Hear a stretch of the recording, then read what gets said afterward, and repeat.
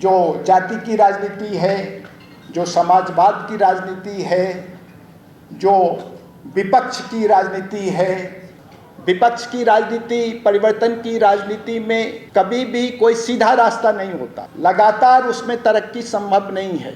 चुप रहने वाला, अपनी बात न कहने वाला, बहुत ज़्यादा झुकने वाला, कई तरह के विशेषणों से लोग कर्पूरी जी को विभूषित करते रहे हैं। कर्पूरी ठाकुर के पास अगर ताकत है तो हर कार्यकर्ता के पास ताकत है।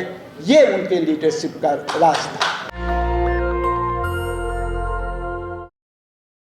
देश की राजनीति के कई पहलुओं को समझ सकते हैं और हमको समझने की कोशिश करना चाहिए।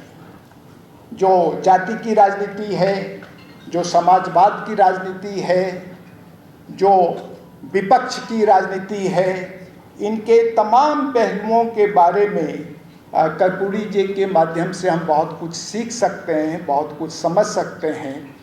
और जो आज की परिस्थितियां हैं उसमें बहुत कम लोग हैं जिनका जीवन इन चीज़ों को समझने के लिए इतना मौजूद हो जितना कि कर्पूरी जी का। पर इस संकट के समाधान के जो कुछ रास्ते हैं, कुछ जद्दोजहद है, कुछ कोशिशें चल रही हैं।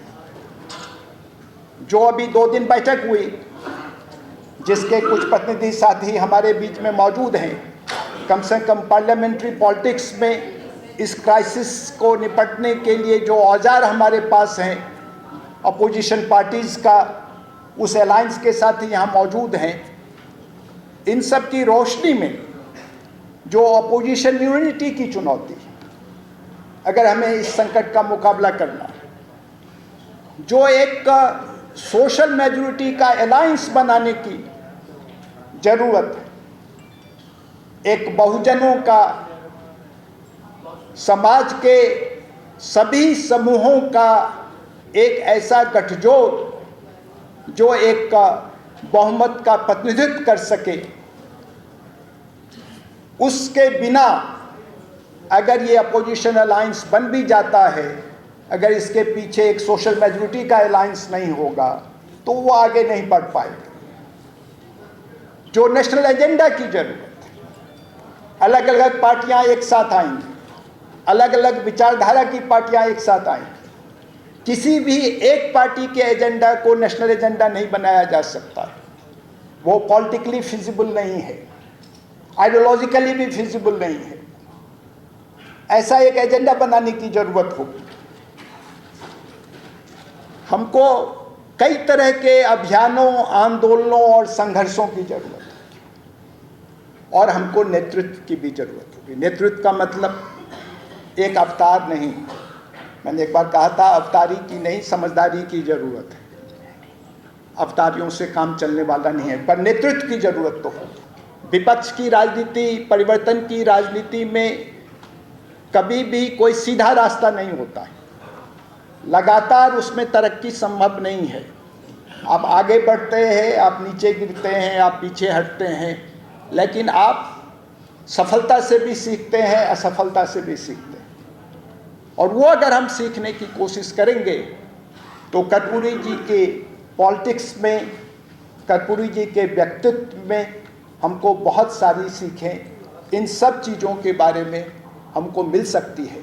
कई बार लोग उनको चुप रहने वाला, अपनी बात न कहने वाला, बहुत ज़्यादा झुकने वाला, कई तरह के विशेषणों से लोग कर्पूरी जी को विभूषित करते रहे हैं। लेकिन अगर ये काम करना है तो जहाँ एक तरफ उनके जैसा नैतिक बल चाहिए, बौद्धिकता चाहिए, वहीं लचीलापन भी चाहिए। बिना उस लचीलेपन के, रिश्तों का भी लचीलापन चाहिए, कार्यक्रमों का भी लचीलापन चाहिए। बिना उस लचीलेपन के ना कोई सोशल कोएलिशन बन सकता है, ना कोई अपोजिशन यूनिटी बन सकती है, ना कोई नेशनल एजेंडा बन सकता है। ये कभी संभव नहीं होगा। पर लचीलेपन का मतलब अवसरवाद नहीं होता है।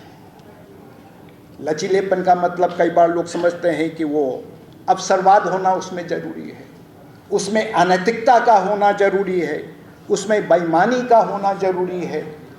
इसकी कोई ज़रूरत नहीं होती है। और अवतारी लीडरशिप अगर बनानी है तो उसमें एरोगेंस की भी ज़रूरत होती है। कर्पूरी जी में एरोगेंस बिल्कुल भी नहीं था। जिस काम को वो हाथ में लेते थे, अगर एक बार उस काम को वो हाथ में ले लेते थे, फिर उस काम की ज़रूरत के हिसाब से सभी चीज़ें वो तय करते थे। कर्पूरी जी के नेतृत्व का आधार क्या था? कर्पूरी जी की लीडरशिप का आधार क्या था? कर्पूरी जी या रामानंद तिवारी, क्योंकि बहुत लंबे समय तक इनका एक ज्वाइंट लीडरशिप था और लीडरशिप में भी दोनों सामूहिक रूप से आगे आए। तो कर्पूरी ठाकुर रामानंद तिवारी की पार्टी, ये लोकमानस में एसएसपी को इसी तौर पे देखा जाता था, जुड़वा की तरह देखा जाता था। ये लोग पार्टी में जो जिम्मेदारी मिली, उस जिम्मेदारी को निभाने के कारण अपनी जो स्वाभाविक मेधा थी, उनकी नेतृत्व की क्षमता थी, संघर्ष की क्षमता थी, इस कारण से वो नेता बने।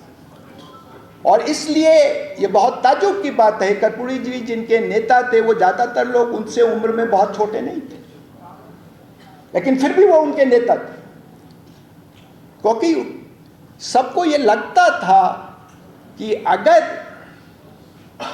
मेरी स्थिति को सबसे अच्छी तरह से कोई अभिव्यक्त कर सकता है, मेरे इंटरेस्ट को, पार्टी इंटरेस्ट को सामूहिक तौर पर कोई नेता सबसे अच्छी तरह अभिव्यक्त कर सकता है, तो वो ये नेता है। सैकड़ों कार्यकर्ता और नेताओं को कर्पूरी जी के थ्रू एम्पावरमेंट मिलता था। अगर कर्पूरी जी चीफ मिनिस्टर हैं तो एमएलए कौन है, एमपी कौन है, मिनिस्टर कौन है पार्टी का, केवल वही एम्पावर्ड फील नहीं करते थे। हर प्रमुख साथी जो सोशलिस्ट पार्टी का था, उनकी खुला कमरा था उनका, बिहार भवन में चीफ मिनिस्टर थे बताएंगे, और साथी जब रात को लौट के आते थे तो कई बार उनके वो अपने कमरे में उनके रहने की जगह नहीं होती थी, लोग उनसे मिलने जो आए होते थे वहीं सो चुके होते थे। तो हर कार्यकर्ता, कर्पूरी ठाकुर के पास अगर ताकत है तो हर कार्यकर्ता के पास ताकत है। ये उनके लीडरशिप का राज था। कभी और समय होगा तो इसके बारे में और बात करेंगे। नेशनल दस्तक की आपसे गुजारिश है कि अगर इसको बचाना चाहते हैं तो नेशनल दस्तक को सब्सक्राइब करने के लिए रेड कलर के सब्सक्राइब बटन को दबाएं, फिर बेल आइकन की घंटी दबाएं। नेशनल दस्तक को बचाने के लिए बहुत ज़रूरी है कि हर खबर को शेयर करें, लाइक करें, कमेंट जरूर करें।